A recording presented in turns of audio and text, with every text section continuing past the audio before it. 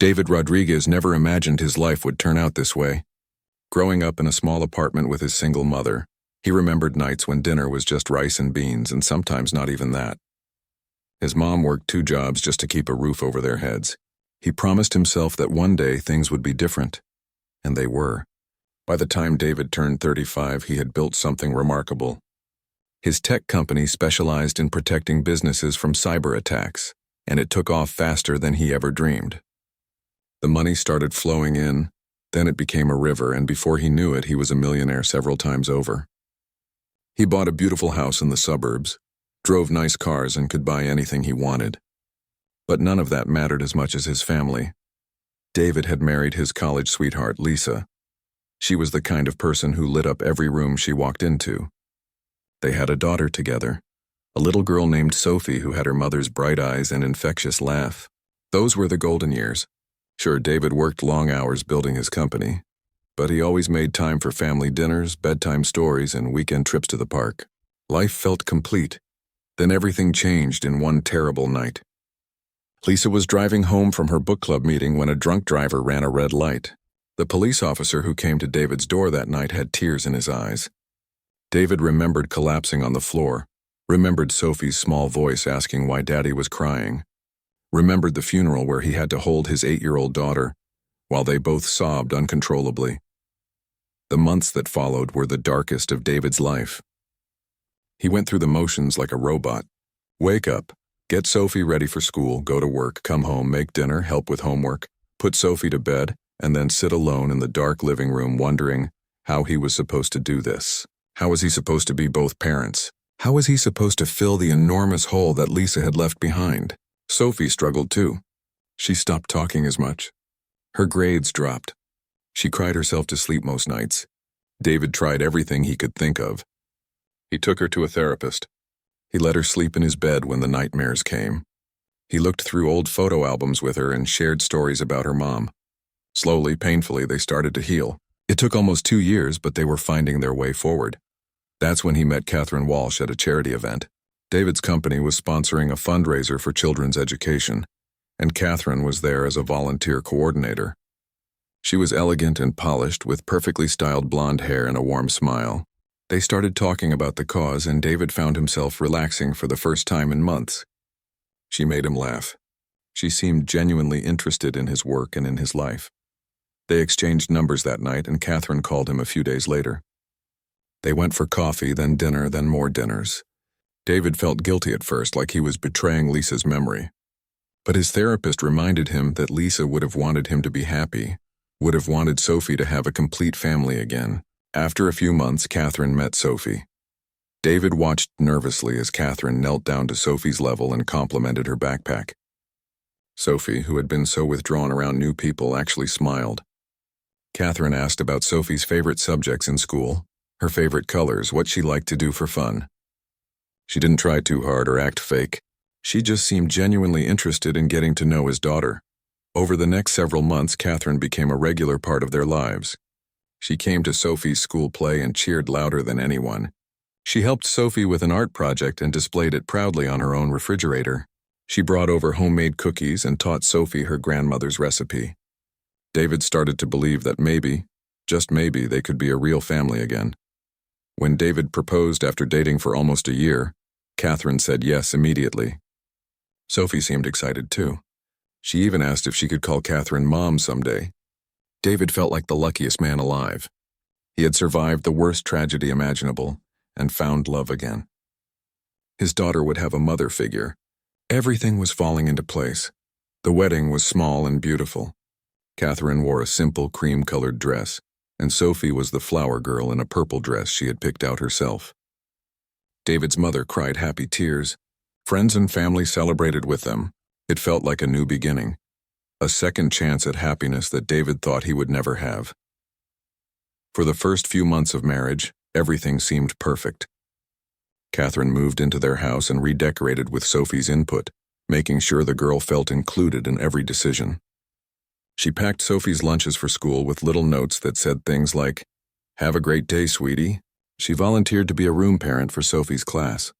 She posted pictures on social media of their little family doing normal, happy things like baking together or visiting the zoo. Everyone commented about what a wonderful stepmother she was. But then David started noticing small changes. Sophie became quieter again, like she had been right after Lisa died. She spent more time in her room with the door closed. She stopped talking about her day at school. Her appetite decreased and she picked at her dinner without really eating. When David asked what was wrong, Sophie would just shrug and say she was tired or didn't feel well. David mentioned his concerns to Catherine, who always had an explanation ready.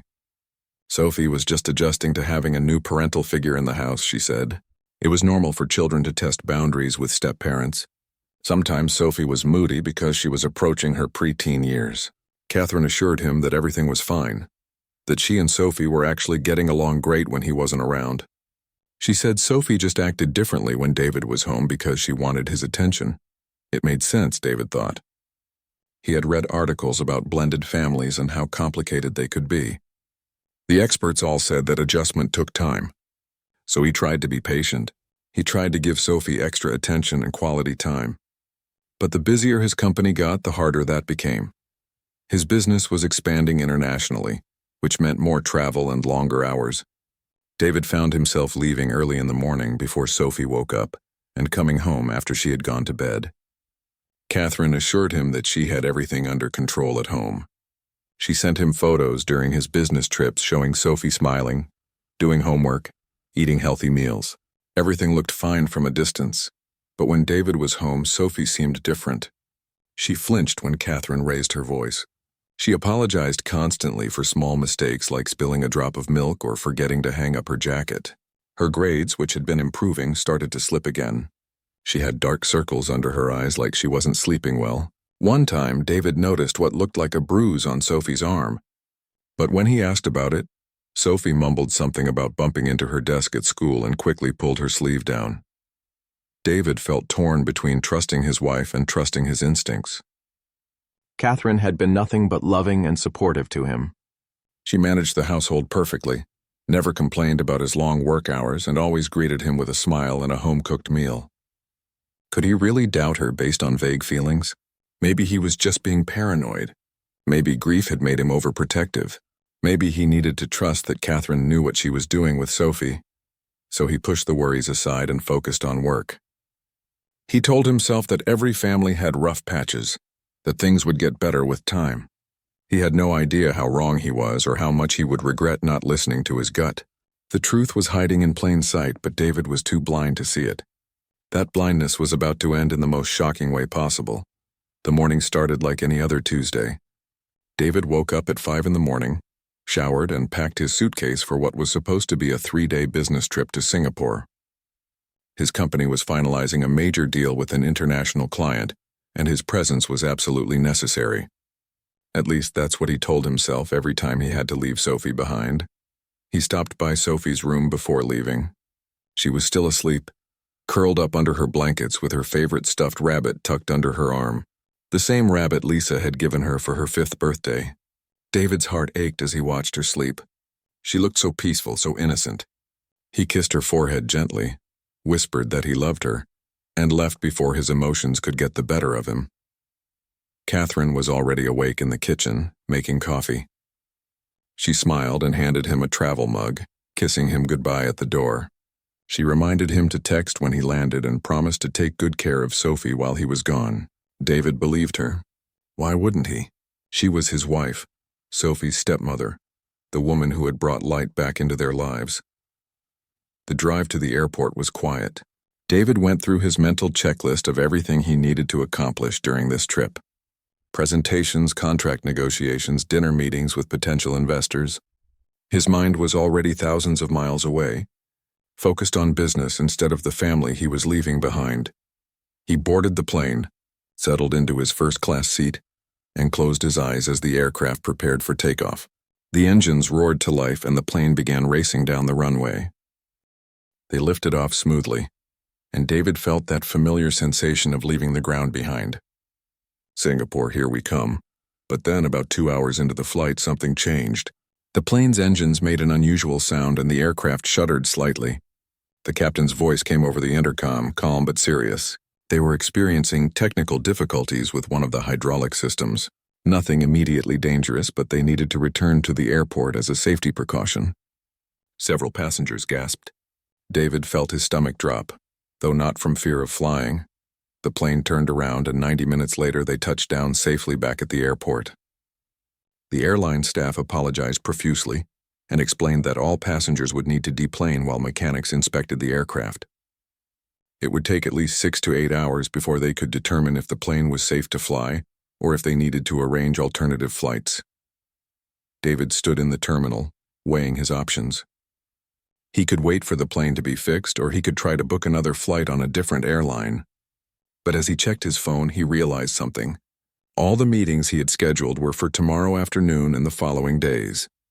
He actually had time. He could work remotely from home for today, handle everything through video calls, and catch a flight tomorrow morning instead.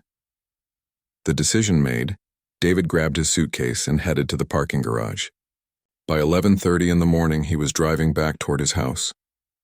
He thought about calling Catherine to let her know he was coming home, but then decided to surprise them instead. Maybe he could take Sophie out for lunch, spend some quality time with her. The guilt he always carried about traveling so much gnawed at him. This unexpected chance to be home felt like a gift. The neighborhood was quiet as David pulled into his driveway around noon. Most people were at work or school. He grabbed his suitcase from the trunk and walked to the front door, fishing his keys out of his pocket. The house looked peaceful from the outside. Everything seemed normal. David unlocked the door as quietly as possible, planning his surprise. He could hear voices coming from the kitchen. That was strange. Sophie should have been at school. Maybe she had stayed home sick? But Catherine hadn't mentioned anything in her text that morning. He set his suitcase down in the entryway and walked toward the kitchen, following the sound of voices. What he heard made him stop cold in the hallway. Sophie's voice, small and trembling. "I'm sorry. I'm so sorry. I didn't mean to drop it. Please, I'll clean it up. I promise I'll be more careful."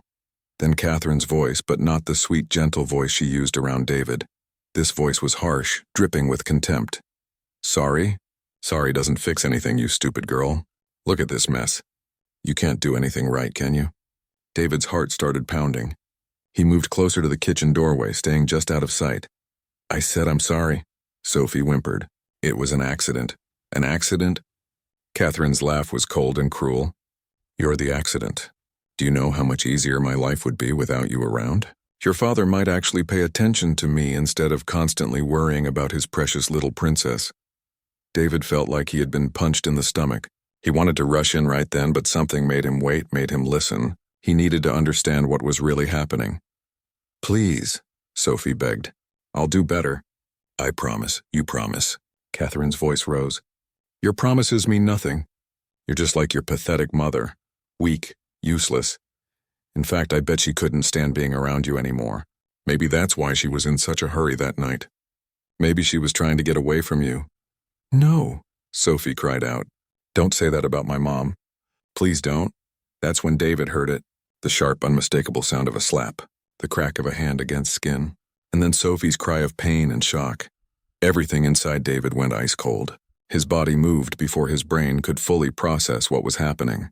He stepped into the kitchen doorway, and the scene before him burned itself into his memory forever. Broken glass and spilled juice covered the kitchen floor. Sophie was backed up against the counter, one hand pressed to her reddening cheek, tears streaming down her face. Her eyes were wide with fear and pain. Catherine stood over her, hand still raised, her face twisted with anger that David had never seen before. For a moment, nobody moved. Sophie saw him first, and her expression changed from fear to something even more heartbreaking, hope mixed with terror, like she couldn't believe he was really there, couldn't believe she was finally being saved, but afraid of what would happen next. Catherine was still speaking, hadn't noticed him yet. "This is why nobody could ever love you. You're clumsy, stupid, worthless. Your real mother would be ashamed of what you've become." "Catherine." David's voice came out low and controlled, though inside he was screaming. Catherine spun around so fast she nearly lost her balance. The anger on her face vanished instantly, replaced by shock. Her mouth opened and closed like a fish out of water. Then, just as quickly, her expression transformed again. Her eyes went wide, her hand flew to her chest, and suddenly she looked concerned, worried like a caring parent dealing with a difficult child. David, oh my God, you're home. Thank goodness. Her voice changed completely, becoming soft and stressed. I've been trying to handle this situation, but Sophie is being so difficult today. She broke one of our good glasses, and when I tried to talk to her about being more careful, she got hysterical and started saying awful things. I was just trying to calm her down. David didn't respond. He couldn't. If he opened his mouth, he was afraid of what would come out. Instead, he walked slowly across the kitchen, his shoes crunching on the broken glass. He never took his eyes off Catherine, and something in his stare made her step back. He reached Sophie and knelt down beside her, his hands shaking as he gently turned her face toward the light. The red mark on her cheek was already starting to swell, but it was the other marks he noticed now, the ones he had been too blind to see before. Faint yellow bruises on her arms like fingerprint marks from someone grabbing her too hard. A small cut on her lip that looked a few days old.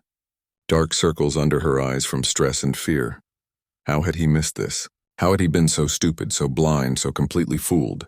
Baby, he whispered to Sophie, his voice cracking. I'm here now. I've got you. Nobody is ever going to hurt you again. Sophie collapsed against him, sobbing into his shoulder. Her small body shook with the force of her tears, like she had been holding them back for so long that now they couldn't be stopped. David wrapped his arms around her carefully, protectively, and stood up, lifting her with him. Catherine was still talking, still making excuses. David, you don't understand. Sophie has been acting out. She's been lying, trying to get attention. She needs discipline, structure. I was only trying to help raise her properly. You're always gone, so I have to be the bad guy. She resents me for it. David looked at his wife, this woman he thought he knew, and felt absolutely nothing but disgust. He held Sophie close with one arm and pulled out his phone with his other hand. What are you doing? Catherine asked, her voice rising slightly. David didn't answer her. He unlocked his phone and dialed 911. Stop, David, stop. What are you doing? Catherine's voice was getting louder, more panicked. You can't be serious, the operator answered. 911, what's your emergency? David's voice was steady and clear. My name is David Rodriguez. I need police and child protective services at my address immediately. I just came home and witnessed my wife physically abusing my 9-year-old daughter. Catherine's face went white. No. David, hang up the phone. You're overreacting. Let's just talk about this. Please. But David wasn't listening to her anymore. He gave the operator his address and answered her questions while Catherine's pleading turned to anger, then back to pleading. She tried to approach him, but he held up one hand in warning and she stopped. Don't come near us, he said quietly. Don't you dare come near my daughter ever again. The next 20 minutes felt like hours. David sat on the living room couch with Sophie curled up in his lap, her face buried in his chest. She hadn't stopped shaking. He kept one arm wrapped protectively around her while keeping his eyes locked on Catherine, who paced back and forth in the kitchen doorway. Catherine had cycled through every emotion possible. First came the denials, insisting that David had misunderstood what he saw. Then came the justifications, claiming that Sophie needed discipline and structure that David was too soft to provide. Then anger, accusing David of being an absent father who had no right to judge her parenting. Then tears, begging him to understand how hard it was to be a stepmother to a child who resented her. And finally, silence.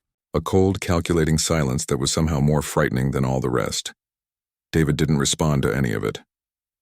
He just held his daughter and waited for help to arrive. When the doorbell rang, Catherine made a move toward the door, but David's voice stopped her. Don't. Sit down on that chair and don't move. His tone left no room for argument. Catherine sank into the armchair, her hands gripping the armrests so hard her knuckles turned white. David opened the door to find 2 police officers and a woman in professional attire carrying a briefcase. The woman introduced herself as Kelly from Child Protective Services. David let them all in, and suddenly his spacious living room felt very small. The female police officer, Officer Martinez, knelt down to Sophie's level. Her voice was gentle and kind. Hi, Sophie. My name is Officer Martinez. I know you're scared right now, but you're safe. Nobody here is going to hurt you. Can you talk to me for a few minutes? Sophie looked up at her father, and David nodded encouragingly. It's okay, baby. Tell them the truth. Tell them everything. What came out in the next hour broke David's heart into pieces he wasn't sure could ever be put back together. Sophie, speaking in a quiet, trembling voice, told them about the pinching that started a few months after the wedding. Small, sharp pinches on her arms or sides when David wasn't looking, accompanied by whispered threats to behave or else. She told them about being sent to her room without dinner for minor mistakes like forgetting to put her shoes away or getting a B on a spelling test. She described how Catherine would twist her arm when she talked back or didn't move fast enough, how she was forced to stand in the corner for hours if she made too much noise, how Catherine told her daily that she was stupid, worthless, a burden, a disappointment, that her real mother would be ashamed of her, that David would eventually get tired of her and send her away. Sophie told them about the threats. If she ever told David what was happening, Catherine promised she would be sent to a boarding school far away where nobody would visit her. She would lose her home, her room, all her toys, and her father would forget all about her. Catherine had shown her websites for strict boarding schools, places that looked like prisons, and told her that's where bad, lying children ended up. The worst part, Sophie said through tears, was that Catherine was so good at hiding it. Whenever David was around, Catherine was perfect. Sweet, caring, attentive. She would help with homework, make favorite meals, give hugs and smiles. Sophie said she started to feel crazy. Like maybe she was making it all up. Like maybe she deserved the punishment because she wasn't trying hard enough to be good.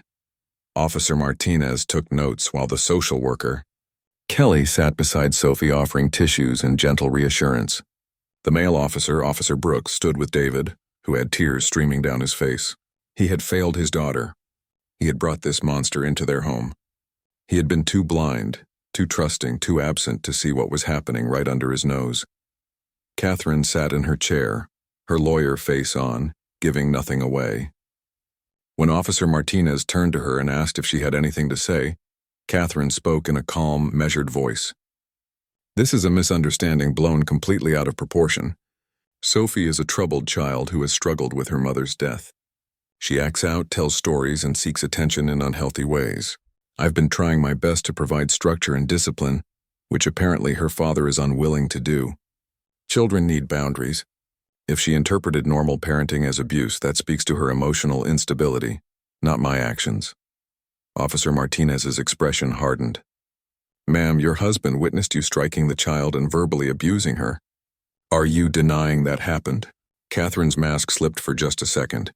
It was one slap after she deliberately broke an expensive glass and then refused to apologize properly. One moment of frustration after months of dealing with a difficult child. That's hardly abuse. Actually, that's exactly what abuse is, Kelly said firmly.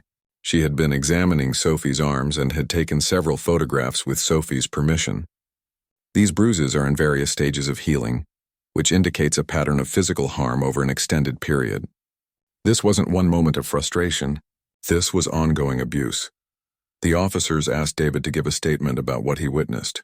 He described everything in detail, his voice breaking multiple times. He told them about the changes he had noticed in Sophie but had ignored, the warning signs he had dismissed, the concerns he had pushed aside. He talked about how Catherine always had explanations that seemed reasonable at the time, how she had isolated Sophie emotionally while maintaining a perfect facade. Officer Brooks asked about Catherine's background, whether David had done any checking before marrying her. David felt shame wash over him as he admitted that he had done only a basic online search, nothing thorough. He had been so desperate for Sophie to have a mother figure, so grateful that someone wonderful seemed to love both of them, that he hadn't dug deeper. That's when Kelly revealed something that made David's blood run cold. Catherine Walsh had been investigated for child abuse once before, about 6 years ago, when she was engaged to another man who had a 10-year-old son. The boy had reported her to a school counselor, but the case never went to court because the father refused to press charges. He had broken off the engagement and moved to another state with his son. The investigation was documented, but had never resulted in a criminal record, which is why it hadn't shown up in a basic background check. Catherine's face finally showed real fear. That was a false accusation from a vindictive child who didn't want his father to remarry. The case was dropped because there was no evidence. The case was dropped because the father chose to remove his child from the situation rather than put him through a trial, Kelly corrected. There's a significant difference. The investigators' notes showed strong concerns, but without the father's cooperation, they couldn't proceed. Officer Martinez stood up and walked over to Catherine. "Ma'am, I'm placing you under arrest for child abuse and assault. You have the right to remain silent. Anything you say can and will be used against you in a court of law." Catherine's composure shattered completely. She started shouting that this was ridiculous, that David was overreacting, that Sophie was lying, that she had rights, that they couldn't do this to her. The officers handcuffed her while she screamed threats about lawsuits and how David would regret this. Sophie buried her face in her father's chest, trying to block out the sound. As they led Catherine out of the house, she turned back one last time. Her face was twisted with rage. "You're making a huge mistake, David. That ungrateful little brat has you completely fooled. I was the best thing that ever happened to you, and you're throwing it away for her lies." David held Sophie tighter. "Get her out of my house." After Catherine was gone, the house felt eerily quiet. Kelly sat down with David and explained what would happen next. There would be a full investigation. Sophie would need to be examined by a doctor to document all injuries. She would need to give a formal statement. Though Kelly would work hard to make the process as gentle as possible. CPS would be monitoring the situation. Though Kelly said that based on what she had seen and heard, she had no concerns about Sophie remaining in David's care. He was clearly a protective father who had been deceived. David asked the question that had been haunting him since the moment he walked into that kitchen. How did I not see this? How did I miss all the signs? What kind of father am I? Kelly's expression was kind but firm. Mr. Rodriguez, abusers are often master manipulators. They're skilled at presenting one face to the world while showing their true nature only to their victims. They isolate their targets and create environments where the victim feels unable to speak up. You were working, traveling, trying to provide for your family. She took advantage of your trust and your absences. The fact that you took immediate action the moment you discovered the truth shows what kind of father you are. But her words didn't ease David's guilt. He had failed Sophie when she needed him most. He had chosen work over spending time at home. He had been so grateful for Catherine's help that he hadn't questioned anything. He had dismissed Sophie's changes in behavior as normal adjustment issues. The weight of those failures crushed him. Officer Martinez gave David her card before leaving. "We'll need you to come to the station tomorrow to sign some paperwork. In the meantime, document everything. Write down every incident you can remember, every change you noticed in Sophie's behavior, everything Catherine said or did that seemed off. It will help the case." After everyone left, David carried Sophie upstairs to her room. He helped her change into comfortable clothes and tucked her into bed even though it was only mid-afternoon. She looked so small and fragile in her bed, nothing like the confident, happy girl she had been before Lisa died. "Dad?" Sophie's voice was tiny. "Yeah, baby? Are you mad at me?" David felt like his heart was being ripped out of his chest. He sat on the edge of her bed and took her small hand in his. "Mad at you?" "Sophie, no. Absolutely not. None of this is your fault. Not one single bit. I'm mad at myself for not seeing what was happening. I'm mad at Catherine for hurting you. But you are the bravest person I know. I'm so proud of you for telling the truth." "I tried to tell you," Sophie whispered, "but I was scared. She said you wouldn't believe me. She said you'd send me away. I will never send you away, never. You're my daughter, and I love you more than anything in this world. I should have seen what was happening. I should have been here more. I'm so sorry, Sophie. I'm so sorry." Sophie started crying again, and David lay down next to her, holding her until she finally fell asleep from exhaustion. He stayed there long after she drifted off, watching her sleep and making a promise to himself and to Lisa's memory. He would never let anyone hurt Sophie again. Whatever it took, whatever he had to sacrifice, his daughter would always come first from this moment forward. The next few weeks were a blur of lawyers, court dates, and therapy appointments. Catherine was formally charged with multiple counts of child abuse and assault. She posted bail and immediately hired an expensive defense attorney who tried every trick in the book to discredit Sophie's testimony. They claimed she was an unreliable witness, a troubled child making up stories for attention. They painted Catherine as a loving stepmother, trying her best with a difficult situation, but the evidence was overwhelming.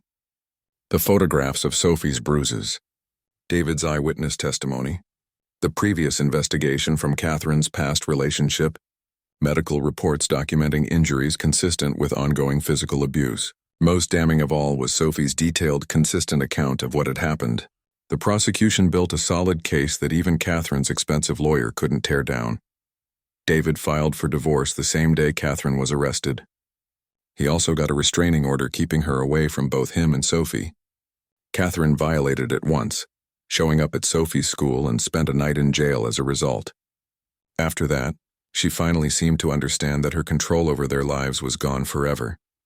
But the legal battles were only part of the struggle. Sophie was having nightmares almost every night. She would wake up screaming, convinced that Catherine was in her room. She became anxious about everything, constantly apologizing for small mistakes and asking if David was angry with her. Simple things like breaking a pencil or spilling water would send her into a panic. The damage Catherine had done went so much deeper than the physical bruises. David found the best child therapist in the city, a woman named Dr. Patterson who specialized in trauma and abuse. Sophie went to sessions twice a week.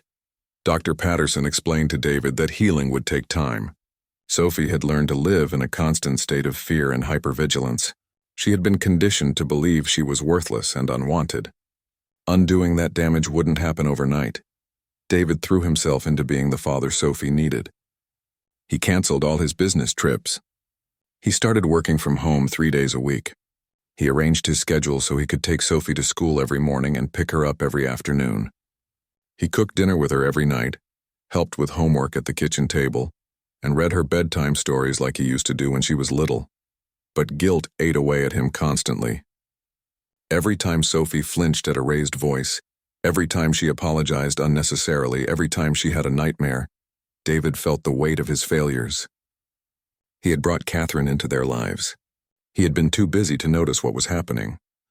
He had ignored the warning signs. In his mind, he was almost as responsible as Catherine for the pain his daughter had endured. 3 weeks after Catherine's arrest, David was invited to speak at a local business conference. It was a big event with influential people in attendance. His company's board of directors expected him to be there. It was the kind of opportunity that could lead to major partnerships and investments. The old David would have gone without question. Business always came first, but David declined the invitation. His assistant couldn't believe it.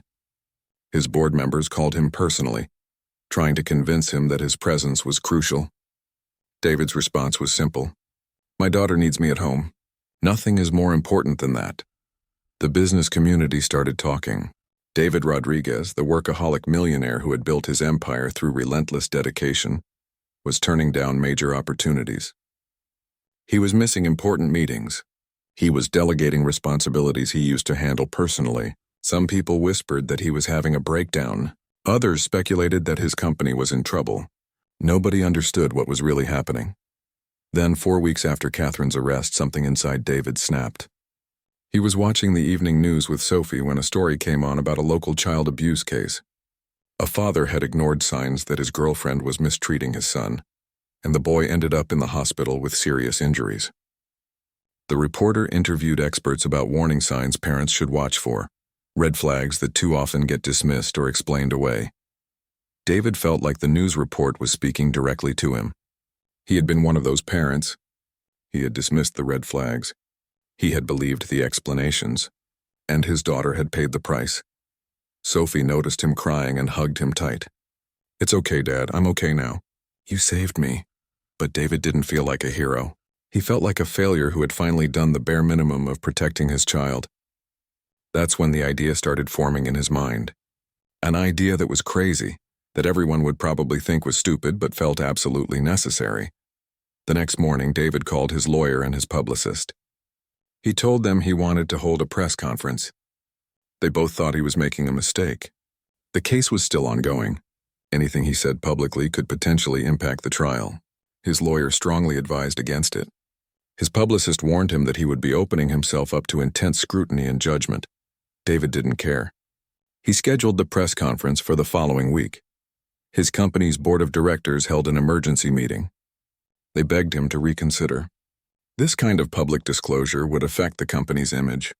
Investors might get nervous. Business relationships could be damaged. They reminded him that he had built this company from nothing, and one wrong move could jeopardize everything he had worked for. David listened to all their concerns. Then he told them something that shocked everyone in the room. "I'm stepping down as CEO." The room erupted. This was insane. He couldn't just walk away from the company he had built. What about his responsibilities? What about the employees depending on him? What about the shareholders? David remained calm. "I've already chosen my successor. Jennifer Chen, our chief operating officer, is more than capable of leading this company. She's brilliant, hardworking, and honestly, she'll probably do a better job than I ever did. I'll remain on the board and as a major shareholder, but the day-to-day operations will be her responsibility. I'm taking a year off to focus entirely on my daughter's recovery." One of the board members, an older man named Richard, who had been David's mentor, spoke up. "David, I understand you're going through a difficult time, but this is an overreaction. You can't throw away everything you've built because of one personal crisis. Your daughter will recover. She has therapists for that. You need to think about your future, your career, your legacy." David looked at Richard with an expression that silenced the entire room. "My daughter is my legacy. Everything else is just noise. I missed the most important signs because I was too focused on business. I let work become more important than the person who matters most in this world. I'm not making that mistake again. If choosing my daughter over my career seems crazy to you, then we have very different definitions of success." The press conference took place on a Tuesday afternoon. The room was packed with reporters, cameras, and curious onlookers. David's hands shook as he approached the microphone, but his voice was steady when he began speaking. He told them everything. He described how he had met Catherine, how she had seemed perfect, how he had been so desperate to give Sophie a complete family that he hadn't done proper background checks. He talked about the warning signs he had missed because he was too busy traveling and working. He described coming home early and witnessing Catherine abusing Sophie. He didn't hold back any details about his own failures. "I stand before you today not as a successful businessman, but as a father who failed his child," David said, his voice breaking. "I was so focused on building a company, on making money, on achieving success that I didn't see what was happening in my own home. My daughter was being hurt and I was too blind to notice." He talked about how easy it is for abusers to hide in plain sight, how they manipulate situations and gaslight their victims. He explained how Sophie had been too terrified to speak up, how Catherine had threatened and intimidated her into silence. He wanted other parents to understand that this could happen to anyone, even wealthy people with resources, even people who thought they were paying attention. "I'm speaking publicly about this for one reason," David continued. "If my story, if Sophie's story can help even one parent recognize the signs of abuse in their home, if it can give even one child the courage to speak up, then something good will come from this nightmare. I failed my daughter, but maybe by sharing our story I can help protect someone else's child." The reporters started shouting questions immediately. "How was Sophie doing? What about the trial? Was he really stepping down from his company? Wasn't he worried about the impact on his reputation?" David answered honestly. Sophie was in therapy and slowly healing. The trial was proceeding and he was confident Catherine would be held accountable. Yes, he was stepping down as CEO to focus on being a father. And no, he wasn't worried about his reputation. "My reputation doesn't matter," he said firmly. "My daughter's well-being matters. Being there for her matters. Making sure she knows she's loved, protected, and valued matters. Everything else is secondary." One reporter, a woman from a major news network, asked the question that was on everyone's mind. "Mr. Rodriguez, you've built a multi-million-dollar company over the past decade. Walking away from that at the height of your success seems extreme. Do you really think sacrificing your career is necessary?" David looked directly at the camera. "I'm not sacrificing anything. I'm choosing what actually matters. I can always build another company. I can always make more money. But I can't get back the time I've already lost with my daughter. I can't undo the pain she suffered because I wasn't paying attention. What I can do is be present from this moment forward. That's not a sacrifice. That's the smartest decision I've ever made." The video of the press conference went viral within hours. News outlets across the country picked up the story. Social media exploded with reactions. Some people praised David's honesty and courage. Others criticized him for being too public with a private matter. Many accused him of doing it all for publicity or to influence the trial. But David didn't care about the opinions. He had said what needed to be said. He had exposed his failures in the hope that other parents might learn from them. And most importantly, Sophie had watched the press conference with Dr. Patterson, and afterward she had hugged David tightly and whispered, "Thank you for believing me." That night, as David tucked Sophie into bed, she asked him if he was sad about leaving his company. David smiled and kissed her forehead. "Not even a little bit. You're the only job I care about now." For the first time in weeks, Sophie fell asleep without having a nightmare, and David sat in the chair beside her bed, watching over her like he should have been doing all along, finally understanding what true success really meant. 1 year later, David sat in the backyard of their new home, watching Sophie play with their neighbor's dog. The house was smaller than their old mansion, cozier, filled with warm colors and natural light. They had moved 3 months after Catherine's trial ended. Too many bad memories haunted the old house, and both of them needed a fresh start. Catherine had been convicted on multiple counts of child abuse and assault. She received a 3-year prison sentence, though she would likely serve less with good behavior. Her lawyer had tried everything to get the charges reduced, but the evidence was too strong, and the judge had been particularly harsh during sentencing. When Catherine was led out of the courtroom in handcuffs, she had looked at David one last time with pure hatred in her eyes. He felt nothing but relief that she would never be able to hurt Sophie again. The past year had been the hardest and yet the most rewarding of David's life. Sophie's healing process wasn't linear. Some days were good, where she seemed almost like her old self, laughing and playing without fear. Other days were difficult, when the trauma would surge back and she would regress into anxiety and nightmares. But slowly, steadily, she was getting better. Dr. Patterson had been amazing. She taught Sophie coping strategies for when she felt scared or anxious. She helped her understand that the abuse wasn't her fault, that she was worthy of love and safety. She worked with both Sophie and David on rebuilding trust and communication. The progress was real, even if it was sometimes frustratingly slow. David had kept his promise to step away from running his company. Jennifer Chen had taken over as CEO and was doing an incredible job. The company's stock had actually gone up under her leadership, which made David both proud and slightly embarrassed that he had ever thought he was irreplaceable. He remained on the board and attended quarterly meetings, but his daily focus was entirely on Sophie. He had also started something new, something he never imagined doing. 3 months after his press conference, David established a foundation called Sophie's Voice, dedicated to child abuse prevention and parent education. The response had been overwhelming. Donations poured in from people touched by their story. Volunteers offered their time and expertise. Schools and community centers reached out asking for programs and resources. The foundation created educational materials teaching parents how to recognize signs of abuse. They trained teachers and coaches to identify at-risk children. They funded therapy programs for abuse survivors who couldn't afford treatment. They established a hotline where children could call anonymously to report abuse, or just talk to someone who would listen and believe them. David never used Sophie's real name or image in any of the foundation's work. He protected her privacy fiercely, but he shared his own story over and over again at conferences, schools, parent groups, and community meetings. He talked about the warning signs he had missed, the excuses he had accepted, the ways abusers manipulate and deceive. His message was always the same. It can happen to anyone in any family at any income level. Stay vigilant. Believe your children. Don't let work or other distractions blind you to what's happening at home. Some people still criticized him. They said he was exploiting his daughter's trauma for publicity, or trying to ease his own guilt by playing the hero.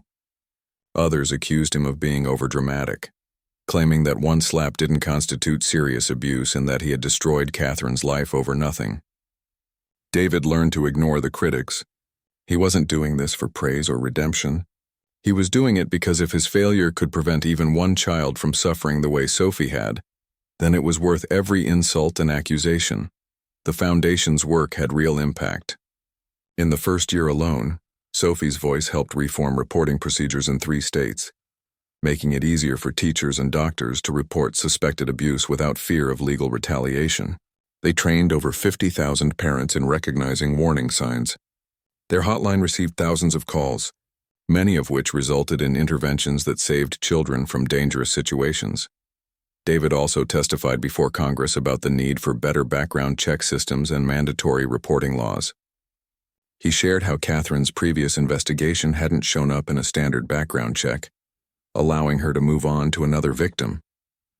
His testimony, combined with advocacy from other survivors and organizations, helped push forward legislation that would close those loopholes. But none of the foundation work, none of the advocacy, none of the public recognition mattered as much to David as the small, daily moments with Sophie, making breakfast together in the morning, with Sophie chattering about her homework while David flipped pancakes, walking her to school and hearing about her day when he picked her up, helping her practice for the school play where she had landed the lead role, watching her confidence slowly return as she realized she was safe, loved, and free to just be a kid again. Sophie had made new friends at her new school, kids who didn't know anything about her past or what she had been through. She joined the soccer team and discovered she was actually pretty good at it. She started smiling more, laughing more, sleeping through the night more often. The scared, withdrawn little girl who had flinched at every sound was gradually transforming back into a happy, confident child. One evening, about 13 months after that terrible day in the kitchen, Sophie came to David while he was reading in the living room. She climbed onto the couch next to him and was quiet for a moment before speaking. "Dad, I want to talk to other kids who went through what I did." David put down his book and looked at his daughter carefully. "What do you mean, sweetheart?" "At therapy, Dr. Patterson told me about support groups for kids who have been hurt by grown-ups. She said that sometimes it helps to talk to other people who understand. I think I want to try it." David felt a mix of emotions. Pride that Sophie was ready to take this step. Sadness that she needed to. Gratitude that she was healing enough to help others heal too. "If that's what you want, then we'll make it happen." "Are you sure you're ready?" Sophie nodded. "I was scared for so long and I felt so alone. If I can help another kid feel less alone, then maybe something good can come from the bad stuff that happened." David pulled her into a hug, his eyes wet with tears. "You are the bravest, strongest, most amazing person I know. Your mom would be so proud of you. I'm so proud of you."